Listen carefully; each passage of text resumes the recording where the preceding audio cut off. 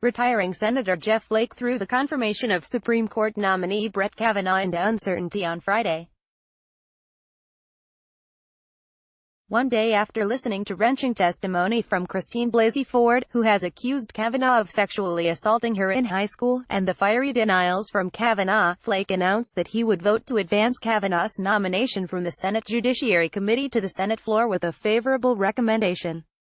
Flake said in a statement that, "Our system of justice affords a presumption of innocence to the accused, absent corroborating evidence." So on Kavanaugh, Flake stated unequivocally, he would vote to confirm. Then, Flake was confronted in a congressional elevator by two women who urged him not to vote for Kavanaugh. "I was sexually assaulted and nobody believed me," 23-year-old Maria Gallagher told him. "I didn't tell anyone, and you're telling all women that they don't matter." Tearfully, she told Flake, who stood frozen with his eyes downcast, to look at her. "You're telling me that my assault doesn't matter," she said. Flanked by aides, the senator barely spoke. "Thank you," Flake muttered. When pressed by a reporter about the American Bar Association's call for an FBI investigation, Flake said, "I need to go to the hearing. I just issued a statement. I'll be saying more, as well." After huddling with other senators, moments before the committee members cast their votes, Flake called for a week-long FBI investigation into the allegations before a confirmation vote by the full Senate. Kavanaugh's nomination was approved on an 11-10 vote. Finally, following a meeting with Majority Leader Mitch McConnell, the Senate Republicans decided to ask the White House to direct the FBI to do a background check into Kavanaugh, stipulating that the inquiry was not to last more than a week. President Trump agreed, opening a supplemental investigation into Kavanaugh.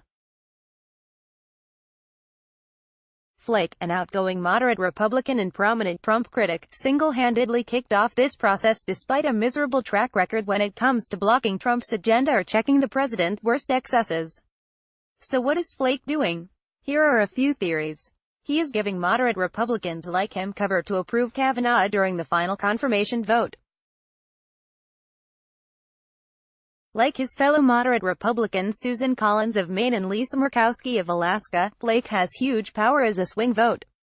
In fact, more than a single Republican no vote on Kavanaugh in the Senate could doom his ascent to the Supreme Court. Republicans can vote to confirm Kavanaugh without any Democratic votes, but not if Flake and one other Republican vote against Kavanaugh. An FBI investigation into the allegations, even a cursory one, could convince Murkowski, Collins, and maybe even one or two red state Democrats to support Kavanaugh. If voters are reassured by an FBI examination of Kavanaugh in light of the multiple sexual assault accusations against him, these middle-of-the-road politicians have political cover. While securing the promise of an investigation, however limited, from McConnell and the White House, Flake avoided getting steamrolled like he has in the past.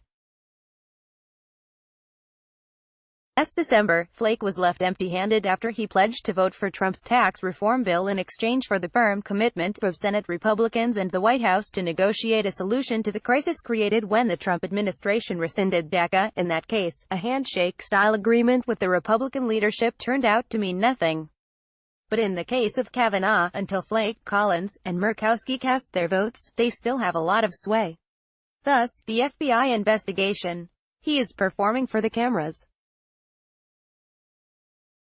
Flake makes headlines for his artful speeches criticizing Trumpism. His tweets often call out other Republicans, from Roy Moore to Congressman Paul Gosar, with a flair that makes for good copy. "This is why we can't have nice things," Flake tweeted after Gosar called for Dreamers to be arrested at the State of the Union. So it makes sense that when faced with a dramatic decision in the Judiciary Committee, with the whole nation watching, Flake spied another opportunity to seize the moment.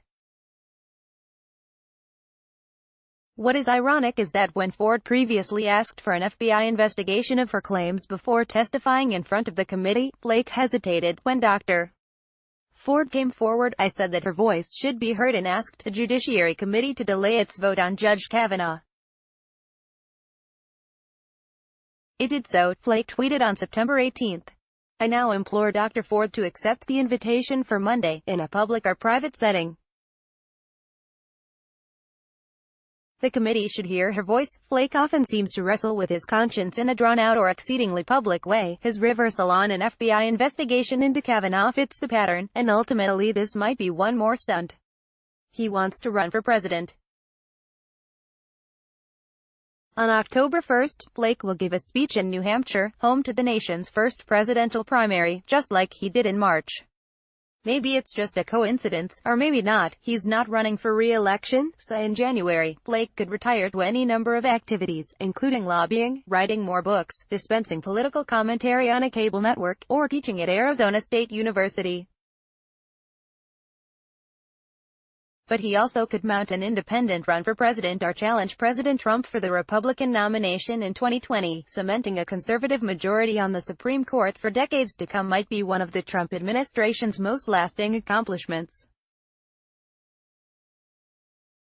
And how Flake is remembered during this moment could affect how his Senate career is remembered, not to mention his future ambitions, whether he wants the presidency, or just a cushy job at the Sandra Day O'Connor College of Law. It's Flake being Flake. Calling for some vague action, in this case, an FBI investigation that may yield no more information than what the nation already knows, is vintage Flake. Flake has denounced and tut-tutted Trump while lamenting the ugliness of politics in 2018 on so many occasions that it's almost impossible to keep track. However, he almost never swerves when conservative policy goals are at stake. It's a character trait that angers liberals to no end, since one might expect him to be on their team based on his words. As many pundits have noted, Flake has an inner need to acknowledge something's wrong, but to not do anything about it.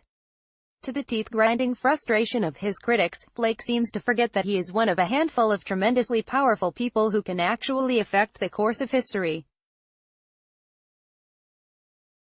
In Flake's very Goldwater-esque manifesto published last year, Conscience of a Conservative, he wrote of the responsibility of Congress when faced with an erratic executive branch. Too often, we observe the unfolding drama along with the rest of the country, passively, all but saying, someone should do something, without seeming to realize that that someone is us, Flake wrote.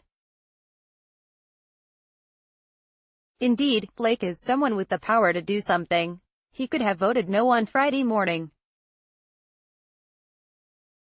He could still vote no in the final confirmation vote, which could torpedo the Supreme Court nominee.